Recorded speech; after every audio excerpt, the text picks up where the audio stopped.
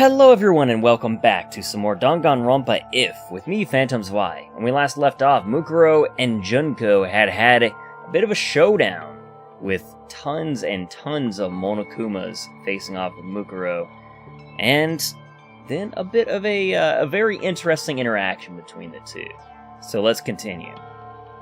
The computer's innermost area, Monokuma room. How much time had passed? The surveillance cameras at the gates were capturing footage of countless Monokumas falling at the hands of a child who fought like a raging demon.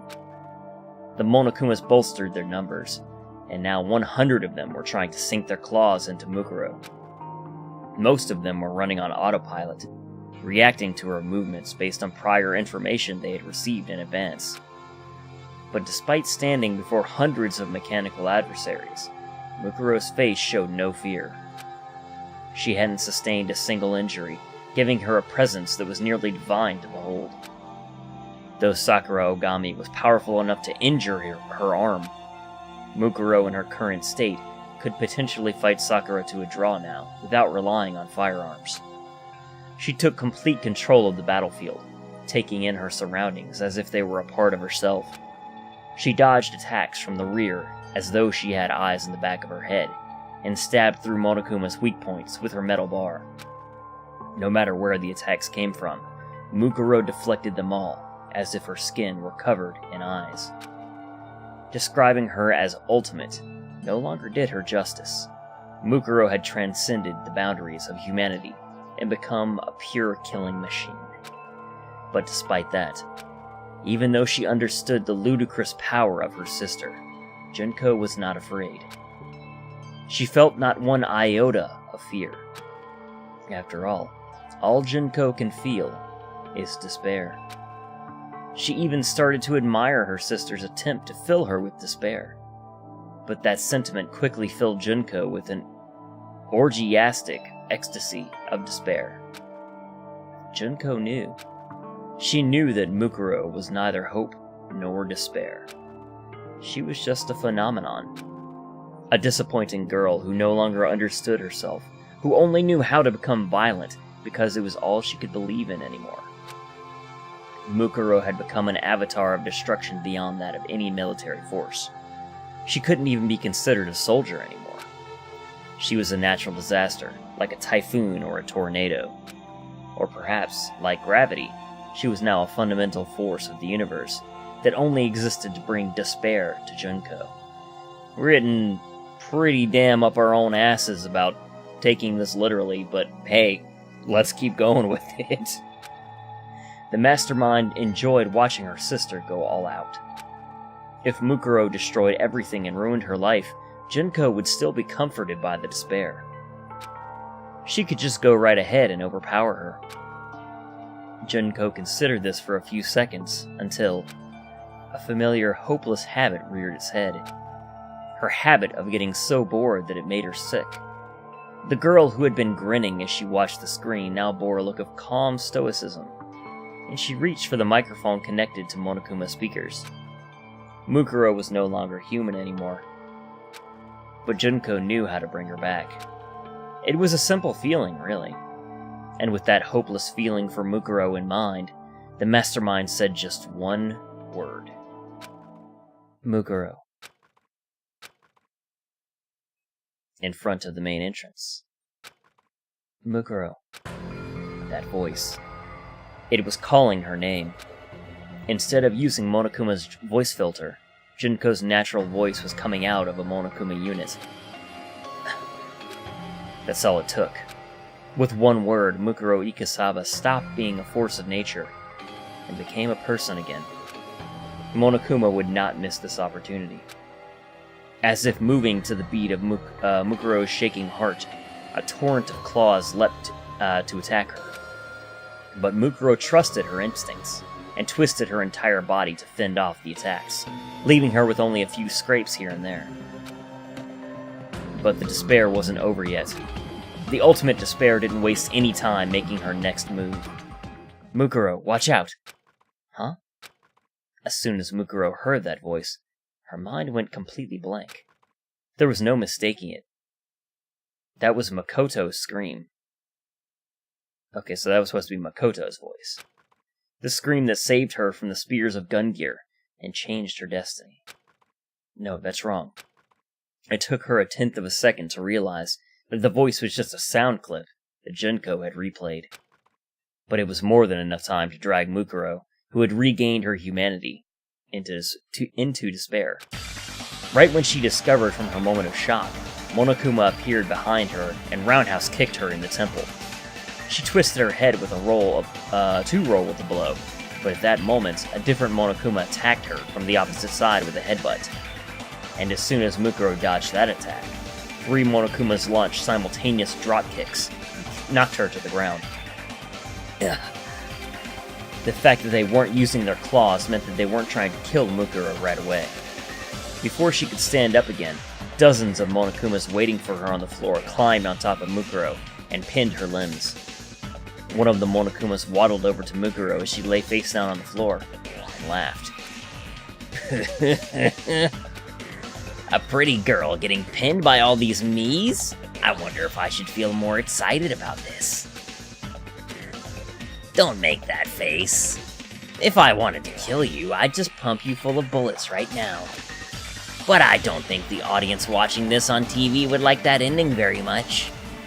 I need to make sure that I do it the right way this time. What are you planning to do to me? Mukuro asked in her emotionless voice. Monokuma guffawed and answered, Nothing. I'm just gonna stick to the original plan and make you play the killing game at this school. I'll erase everyone's memories again, and I'll just make them redo the introduction and the entrance ceremony again. In typical Monokuma fashion, he leaned his face towards Mukuro.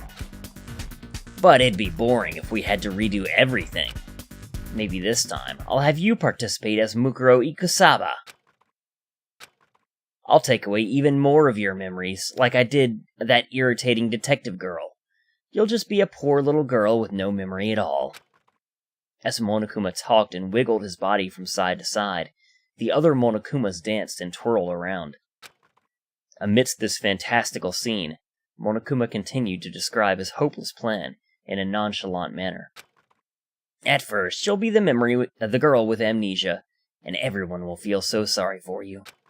But as they unravel the mystery of this academy, they'll find out who you really are. It's exciting to think how they'll treat you when that happens.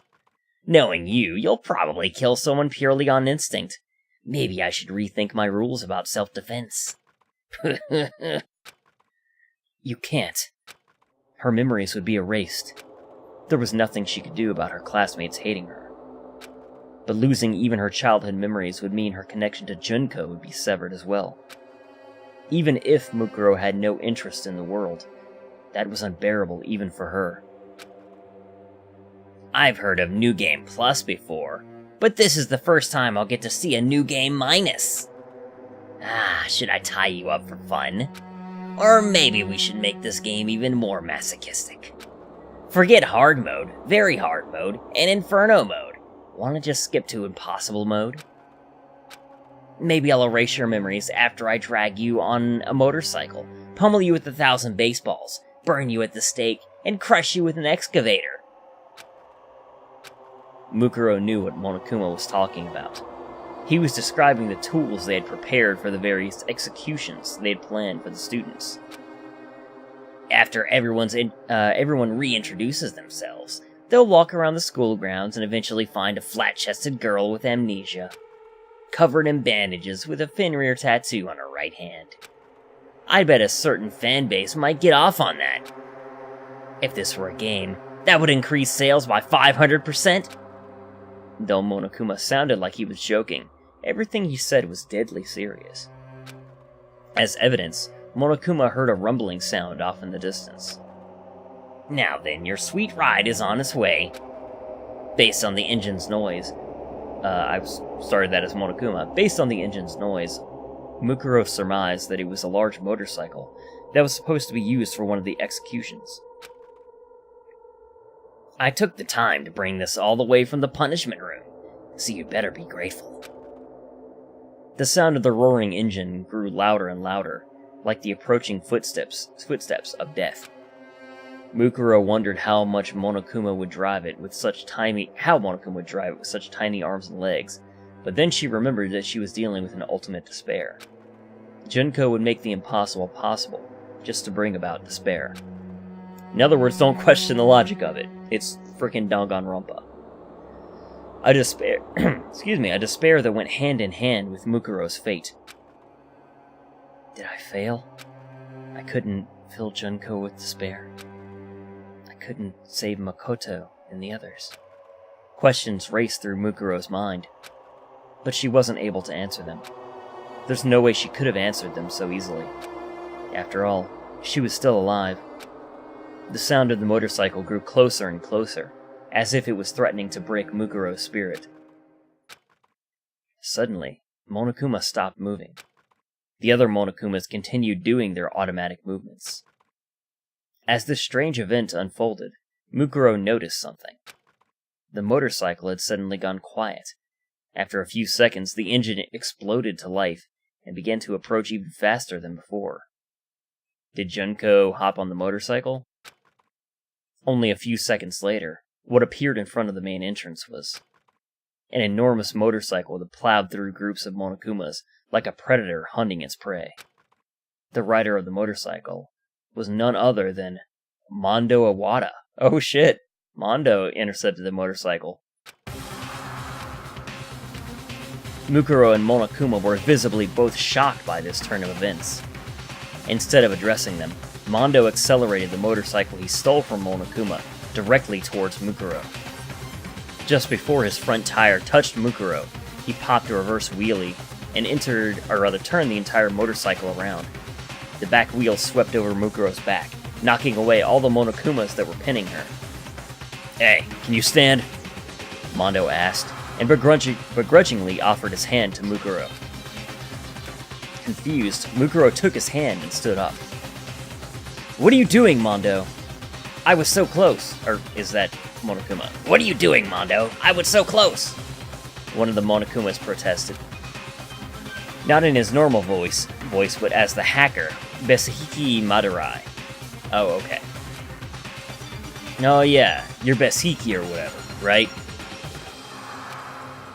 "That's right. Why are you helping a terrorist?" "I ain't bragging about this or anything, but I have no clue if you or this girl is lying." The veins in his temple began to bulge, and his cheeks flushed with anger as Mondo said, "But still, I ain't the type to just stand around while some idiot gangs up on a girl." "What are you saying? Get a hold of yourself." "You must be experiencing Stockholm Syndrome.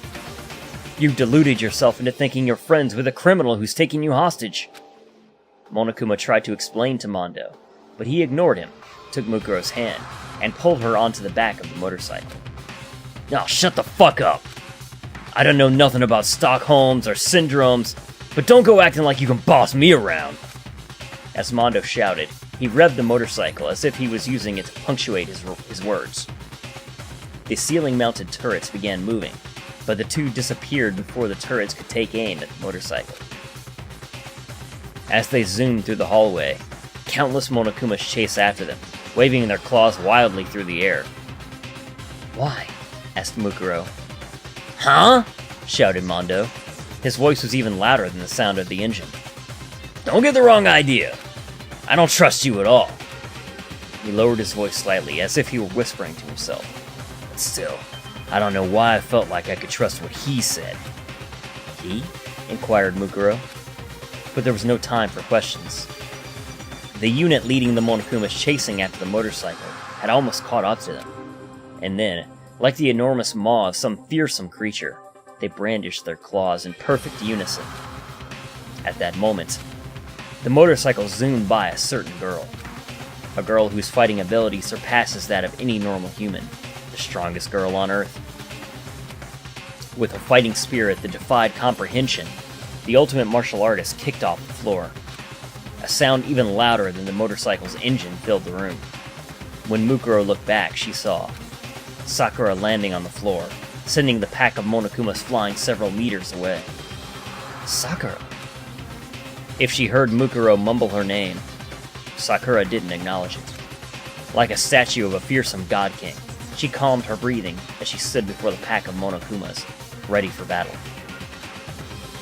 Your pursuit methods seemed unbecoming for one who claims to be the ultimate hacker. An overpowering aura seeped from her skin, and her skin shimmered with an intense heat began to fill the hallway. Unlike the power of Mukuro's sheer violence, this was the power of martial arts. Mukuro froze the air around her, and time began with it. But Sakura was generating enough heat to boil space itself as she stood before the Monokumas. With that heat stinging her back, Mukuro looked ahead. Hifumi and Chihiro were cautiously peeking from behind the door leading to the dorms, while Aoi and Taka kept watch from inside the building. After passing them by, Mondo slowed down the motorcycle as he reached the front of the cafeteria and turned to a complete stop. The other students looked warily at Mukuro. But among these students, Mukuro noticed two people who weren't regarding her with suspicion. One was Kyoko, who seemed to be studying the situation. The other one was a skinny boy who was leaning against Kyoko's shoulder. Makoto. Mukuro's lips began to tremble as she sat on the back of the motorcycle. Ignoring the pain coursing through his body, Makoto smiled at Mukuro and repeated what he'd said to her earlier. I'm glad you're safe, Mukuro. Unfortunately, Mukuro was unable to realize her hope of filling her sister with despair. Instead, she had successfully planted the seeds of hope in her fellow students. Makoto had barely regained consciousness while Mukuro was fighting the horde of Monokumas at the main entrance. When he woke up, he did something extremely simple. He talked about his memories. Most of the students were still skeptical, even after listening to Mukuro's recorded confession on Chihiro's laptop. Obviously, they were still not entirely convinced at first when Makoto woke up, but after Sakura asked him a certain question, the ambiance completely changed. Then beyond the walls of the school, the world is completely destroyed. You're saying there's no one else alive? Makoto slowly sat up to answer Sakura's meek question. Don't worry, I'm sure Kenshiro is still safe. Or, Kenichiro? Is that how you say it? Anyway, I'm sure he'll keep his promise to you. Sakura gasped. Kenichiro, was the only man she couldn't defeat. A man who had promised her a rematch, and made her one other promise as well. How do you know that name? How do you know about that promise? Because you told me. No. Makoto slowly corrected himself. You told all of us. Sakura was silent after hearing those words. But she then faced the other students and spoke in a loud, clear voice. I'm going to trust Makoto. Sakura! Although Aoi was shocked, Sakura continued to speak with determination. What Makoto just said is something I kept locked away inside my memories. In fact, I was planning to keep that secret until the day I died. But if I shared that secret, that means there was once a strong bond between Makoto and myself. And with my fellow students as well. Makoto continued to talk in a gentle tone. Though it couldn't have been good for his health, he continued to slowly talk about the memories that he and the other students no longer had. Why do you know about the story I'm planning to write? Are you a specialist nin user who can predict the future? You already finished that, I thought that was Toko. Anyway, that was Hifumi. You already finished that story, Hifumi. You had me help you with inking. Whoa! Wait a sec! How do you know I extorted money from that girl related... Damn it! I'm getting all the characters wrong. How do you know I extorted money from that girl related to the Kuzuryu clan? Because you even tried to sell my organs to them. And that's right, that was Hiro. His wounds were excruciating. But even so, Makoto kept smiling and talking about their lives together. As if it was his duty to do so now that he had regained his memories. As the other students listened to him, they slowly began to realize something. The vivid accounts he was providing couldn't be explained as just passing knowledge. Clearly, some kind of bond between them had all been erased. Only Byakuya remained cynical. There's no way I could have grown closer to any of you. It's likely that you're all secretly working together. Though Byakuya was still hostile towards Makoto's recollection of their memories. For the time being, he determined that Makoto wasn't actually a terrorist. Mukuro had bought enough time for Makoto to wake up and share his memories with the others, even if she hadn't intended to do that. It was a small sliver of hope that she grasped tightly. And now, as she looked at the boy who had smiled at her, Mukuro didn't know what to say. She couldn't think of anything to say at all. The battle was over, and Mukuro was now back to being a disappointing girl. She turned away from everyone's faces and apologetically climbed off the back of the motorcycle. But Makoto saw her and slowly opened his mouth to say, "Thank you, Mukuro. You saved my life." Makoto gave her words of sincere gratitude between his weak breaths. Mukuro couldn't bring herself to look at him as she mumbled to herself. "Why? Huh? If Kyoko told you, then you already know what I did, right?"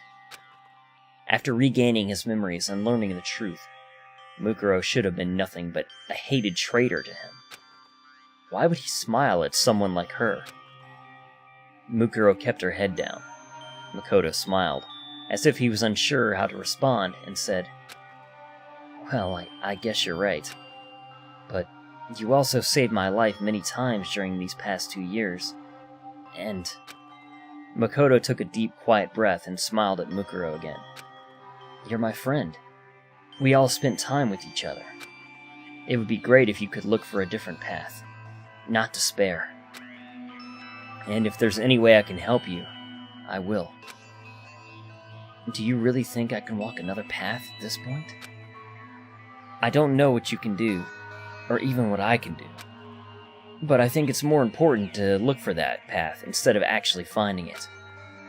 Was this intentional or coincidence? Just before he regained his memories, Makoto had said something similar to Mukuro when she spoke to him in the nurse's office as Junko. Regardless of whether he lost his memories or regained them, those words revealed Makoto's true character. As Mukuro confirmed that to herself, Makoto blurted out something that was almost too trusting. "And it's not just you. Even Junko can." But he was immediately interrupted.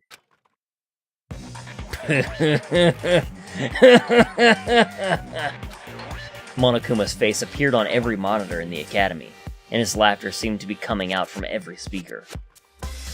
"I could have kept pretending to be that ultimate hacker, but it's boring to impersonate someone who doesn't even exist. If this keeps up, I'll lose my identity and turn into Konokuma." Kyoko looked at the surveillance camera and addressed Monokuma directly. "You seem to give up pretty easily. There isn't a bear anywhere that gives up as easily as I do. Regardless, I'm pretty sure Chihiro has figured out the secret of my control program by now." "So just as I thought, you included that program on purpose." Kyoko realized something when Mukuro told her about Junko. There were 2 reasons such a hateful person would intentionally leave an obvious clue inside the Monokuma units. Either Junko wanted the students to learn the truth about the outside world and themselves on their own, and turn their hopes into despair, or she was looking forward to that clue resulting in her own plan being undone, which would allow her to feel despair towards herself. She was an angel of everlasting darkness, delighting in her own despair, and using it to spread despair and destruction to those around her. Why would someone like that continue to play the role of Monokuma? Actually, I think that program for Chihiro to discover, or rather, I set that program for Chihiro to discover if she happened to be one of the final 5 survivors. I feel so sad and empty that my preparation was a waste, but I'm gonna think about it positively. The word retreat doesn't exist in Monokuma's dictionary. Nervousness began to grip the students as Monokuma continued talking in his relaxing, uplifting voice. Now then, it looks like everyone's here, including Toko, who's still tied up in a room. So let's start the heart-throbbing, exciting, special graduation exam! Huh? The students broke out in a noisy confusion, but Monokuma ignored them and kept talking. Don't think about it too hard. Relax, relax. Change Ilax to a bird for all I care, and still be the most adorable, and I'll still be the most adorable bear here. Byakuya, visibly annoyed with Monokuma's nonsensical ramblings, shouted, I already know it's you, Junko. Stop this stupid game and show yourself. Oh my, don't you know? If you want to lure the mastermind out of her heavenly hidey hole, you need to bring a worthy sacrifice. You're not worthy enough at all. Do you really think the mastermind would show herself for your pathetic hope and despair? He roared maniacally, then began to explain the special graduation exam. If you pass my exam, everyone will graduate, but if you fail, you'll be held back for a whole year. I'll reset your memories, give you a fresh new lease on life, and you'll reintroduce yourselves at the start of the school year again. They say people's lives don't come with reset buttons, but I'm not a people. Whether it's soft resets or hard resets, I can do it as I please.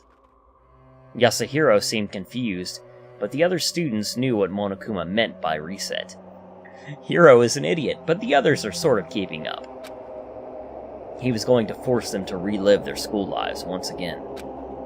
As Yasuhiro struggled to understand, Taka pointed at a nearby monitor and shouted, Stop this already! No matter what you try to do to us, we'll never commit murder! These past few days should have already made that clear to you! What was that? Jumped Monokuma. Are you serious?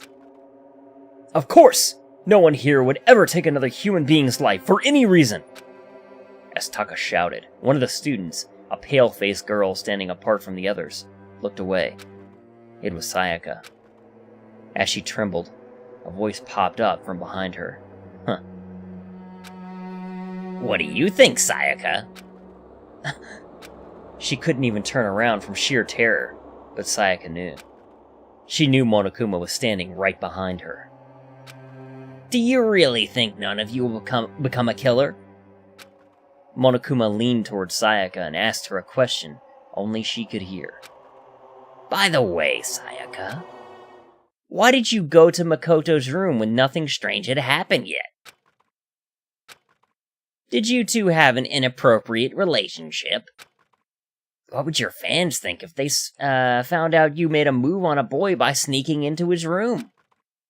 Or were you there for some other reason? She could barely make a sound, much less scream, as her trembling worsened. Monokuma had nothing to gain by cornering Sayaka and toying with her emotions like this. He simply wanted to see the young singer fall into despair over her true character. And for that reason, Monokuma did not relent. Hey! What were you trying to do to your close friend you've known for these past 2 years? Her determination from last night blended with the memories Makoto had recounted, and ate away at Sayaka's mind like a disease. As her mind began to rip itself apart, she fell to her knees.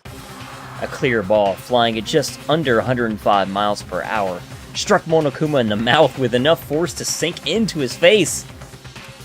The speaker in Monokuma's mouth was immediately destroyed as his body rolled into a wall and stopped moving. Sayaka came to her senses and looked where the ball had come flying from. She saw Leon, breathing heavily as he stared intensely at Monokuma. Yasuhiro grabbed him and yelled, Ah, dude! Why did you do that, Leon? The crystal ball is really valuable! How ironic. Of course he still used the ball to throw it. But this time, instead of Sayaka trying to frame him for murder, he's using it to protect Sayaka. Oh man, the irony in this is fucking palpable. Leon had stolen Yasuhiro's crystal ball and thrown it at Monokuma, instead of, using it to hit the switch of the incinerator after killing Sayaka. Woo! That Monokuma bastard was trying to take Sayaka hostage. What was I supposed to do?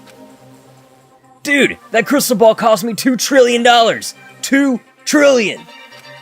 They don't even print that much money anymore. Oh, bullshit! Besides, this world is all screwed up. What the hell are you gonna need money for anyway? But if it's safe out there, I'll just join the major leagues or whatever and pay you back. Well, I could pay you back doing something else besides baseball. As those two argued, Sayaka fell to her knees. Hey! Shouted Leon, running towards her. Sayaka, are you okay? She looked at him and stared blankly. Leon. She had made up her mind, and she raised her head as she said, there's something I need to confess to you later. What? Seriously? Sayaka was staring at Leon so intensely that she briefly forgot about the current situation. Not just to you, but to Makoto, and the others too. Sayaka had made up her mind to confess the sin that was weighing heavily on her heart, but Leon seemed to not hear the latter half of her remark. He ran back to the others, slapped Hifumi and Yasuhiro on their backs, and shouted, Alright everyone, let's ace this exam or whatever and get out of here already!